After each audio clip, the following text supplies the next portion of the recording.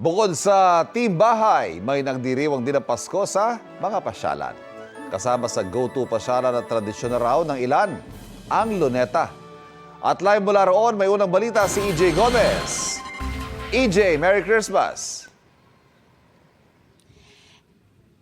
Ivan, good morning at Merry Christmas sa inyo dyan at sa ating mga kapuso. Alam mo, taunan nga maraming bumibisita dito sa Luneta Park tuwing Pasko. Bukod kasi sa malawakang lugar, libre ang pamamasyal at maraming pwedeng gawin dito sa Luneta Park. Ang ilan nga sa mga nakausap natin kanina, nandito na po 4:00 pa lang ng madaling araw.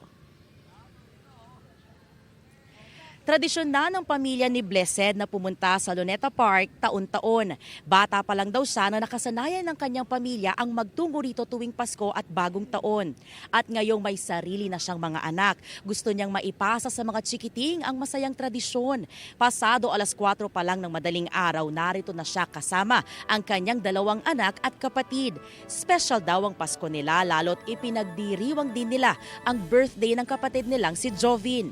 Ang magkakaibigan naman na sina Arnie, Emeka at Ish bumiyahe pa mula Las Piñas patungong Luneta. Ang trip daw nila, magmuni-muni, mag-ghost hunting at mangaroling. Patok sa mga bumibisita dito sa Luneta ang maiilaw na fountain. Enjoy ang mga bata, pati na ang mga feeling bata. Yung kagaya ng dati na experience ko na malilit pa lang kami kahit Noche Buena, Christmas, dito talaga kami nagse-celebrate. Gusto ko maranasan nila na makapasyal-pasyal, ganun. Tapos kaya madaling araw kasi nag-iingay na sila dun sa baba. Gusto nila pumasyal, gumala. Anong Christmas at birthday wish mo naman ngayon? Sana po maging malusog yung buong pamilya po namin. Tsaka maging healthy po yung mga pamangkin ko po. Nakasanayan namin na kapag nagbabanding kami, pupunta kami sa kung saang lugar, and dito po namin naisip pupunta sa Luneta Park. Kasi po malawak po yung space, then marami pong place na pwedeng puntahan. Balak po talaga namin mag-ghost hunting. Tapos na pagtripan po namin kumanta-kanta na lang, then maglibot-libot. Balak kasi talaga namin mga rolling po ng parang trip-trip lang po. Tapos ito yung parang konting tao. So sabi niya, dito na lang tayo para hindi nakakahiya. Merry Christmas and Happy New Year!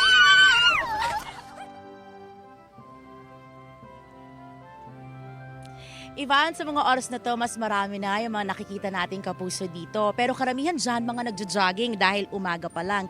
Meron na rin tayong mga nakita akay-akay nila, yung kanilang mga fur babies. Meron din naman ng mga pamilya na mga nakaupo sa bench malapit sa fountain. At yung ilan, meron na mga dalang kanilang mga panlatag. Ang peg nila, picnic with family.